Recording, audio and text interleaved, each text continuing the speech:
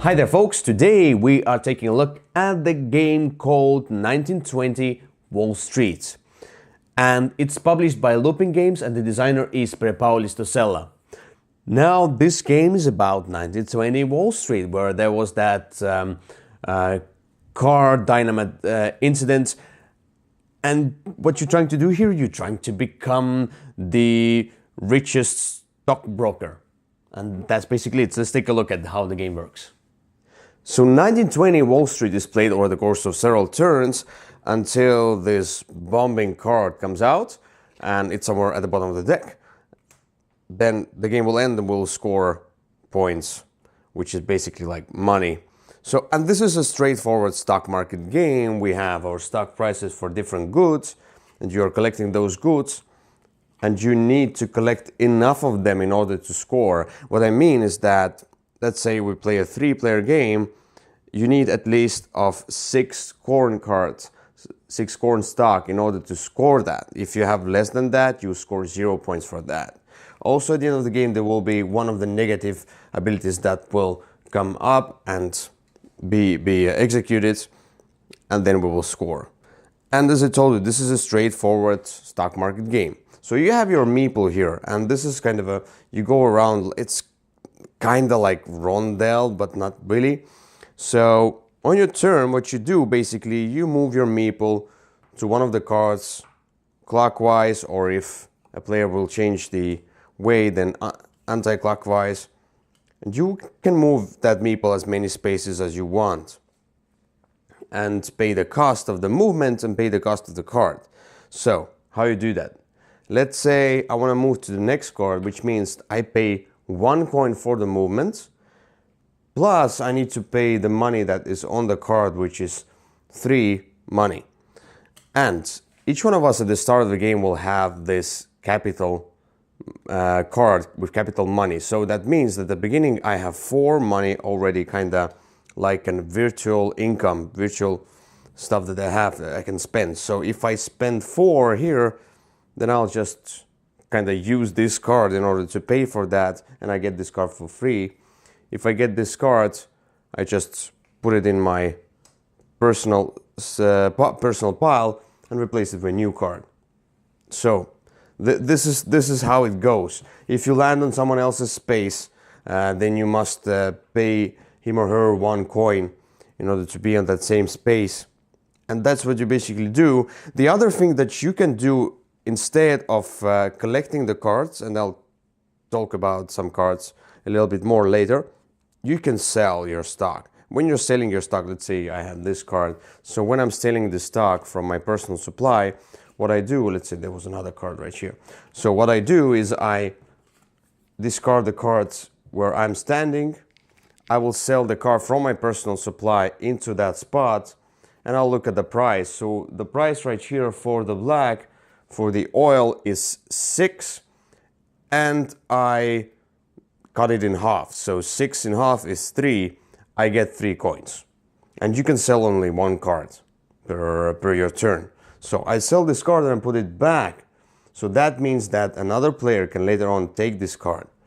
But the coolest part is that when I sell something, another card comes up with this card. So whenever somebody lands here, he must buy both of those cards. But you can also discard the card and not, like, you always have to pay the cost of the cards and the cost of the movement, but you don't have to take them. But why shouldn't you take the cards anyway? So, and the third option you can do on your turn is to increase your capital. You pay 2 coins, and then you increase your capital by 1. So now automatic generating money is 5, then 6, then 7, 8 with 2 players, and so on. So this is how the game goes. We go clockwise, anti-clockwise. For example, at the beginning of your turn, you can always put a coin right here in order to change the direction. And if somebody lands here, he will take all the coins from that card if they have accumulated there. You can also take a loan, but it will cost you minus 8 points, but you will get $5 or 10 minus 16 points at the end of the game. Now, what I told you about those negative effects, whenever you discard a card, for example, you discarded a card because you sold stock here, so you had to discard, or you increased your capital, so you discard the card from the top, and whenever you discard the card, there are one of the three negative spaces right here, and you discard those cards right here. So when you discard them, you kind of choose what negative effect will be occurring at the end. For example, there is such thing as gold stock, and gold stock is a wild stock. At the end of the game, you can assign it to any of the existing stocks like corn or oil, whatever. But here that means if negative effect occurs, then that means that gold stock cannot be used as wild, but it will give you 3 coins instead. Each coin at the end of the game is 1 point. Here, it's as if you had 1 less stock in each category, and here the prices of all the stocks are halved. So at the end of the game, when you have a certain amount, let's say you had like 6 corn. It's a 3-player game, you had at least 6, let's say you had 7 corn, you will just look at the price is 3, let's say, or the price was 5. 5 times 7 is 35, you score 35 points. And so on. That goes with every stock, so that's how you score in this game. Really easy. And yeah, before you have to do the negative action and then you score points. Also, you always have your starting stock as well behind your capital card, which is secret. Now, as I told you, this is the whole game. And there are also those special cards for which you get some extra points at the end of the game if you use them. You buy them, for example, this is the Black Day or something like that, where each one of us discards 2 coins, including you, but it's 5 points in the game, which is cool. The highest price goes down, the lowest goes up. Here, you can exchange stock with another player, so basically you offer your stock, and then all the other players will offer theirs, and you will choose one player to trade with, and the lowest goes up.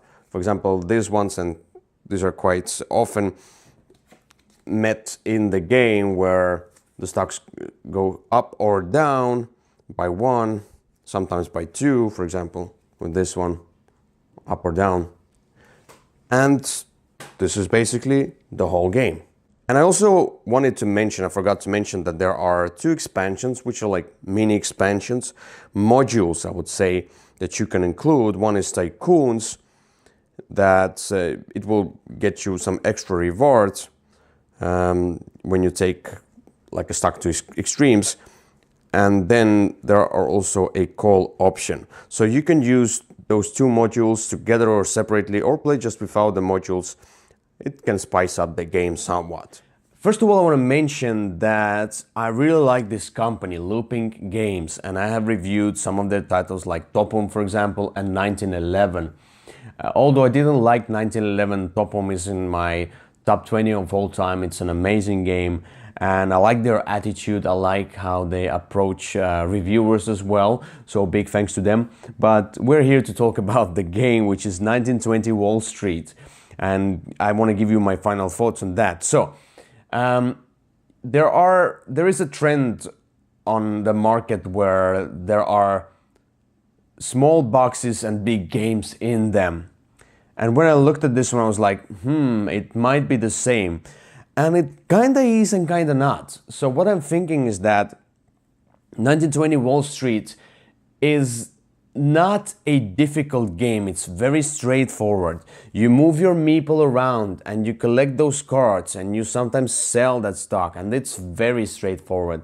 It's very understandable. It's kinda, if you don't put the expansions in, I would say it is a kinda like a gateway stock market game, which can be used in various ways, but also the gamers can benefit from that. They can put in the expansions and they can play that. So what I like about this game is how accessible it is. I skipped the components in the beginning right now. The components are how they are. The art is how it is. It's not like this box doesn't call me to buy this game. This is not the most exciting box covers, and there's not much art in the game itself. And the meeples are cool. That's it, basically. And the card stock is fine. So the components are fine. But if we go back to telling about the game, yes, it is accessible. And the cool part about that one also is that it has really speedy turns. So you move your meeple, you pay the cost or not. If like I didn't tell in the overview is that if you need to pay extra more than there's capital money that you have, then you pay extra in cash. If you cannot, you take loan. But usually you have enough cash or you sell stuff sometimes in order to keep cash. So that's basically it. And you move, you take the card or you sell the card, and it's really, really fast. Especially, usually you sell rarely because you want to keep the stock and you buy much more on your turn. Move, take a card, move, take a card, because at some point if you increase your capital to a certain point, let's say to 7 coins per turn, then it's basically you're just taking the cards for free. And that's a cool part. I like that, how fast it is. The deck is quite thick though, and the game lasts somewhat. There's iconography is clear on those special cards, and I like the part, the part that I like the most is that at the end of the game, there's that negative effect that happens. And based on where you discarded the cards, where each player discarded the cards, which discard pile has the most bump icons, I didn't tell about that, but basically the cards have bump icons, whichever pile has the most bump icons, that negative action will occur. And I like those negative actions. It's not like everything will be good. And it can mess up with your strategy, but you kind of see, for example, if the cards start piling up in one of the discard piles, then you kind of see what negative effect will happen, so you will prepare for that, so it's not too random. It's not random, so that's the thing. And what I like the most in Intel is that when you have the end of the game, you will score points if you have enough of that stock. So there is that card that says if you have at least 6 corn, if you have at least 4 oil, then you will score that stock.